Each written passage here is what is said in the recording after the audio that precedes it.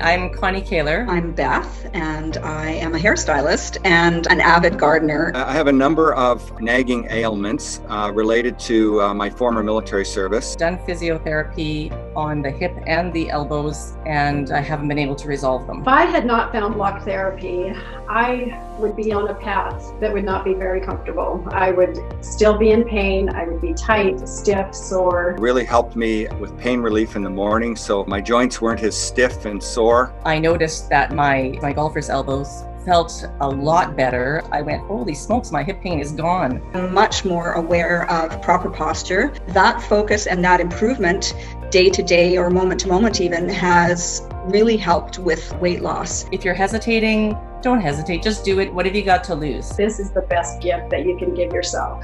You will be in less pain. An inexpensive ticket to good health.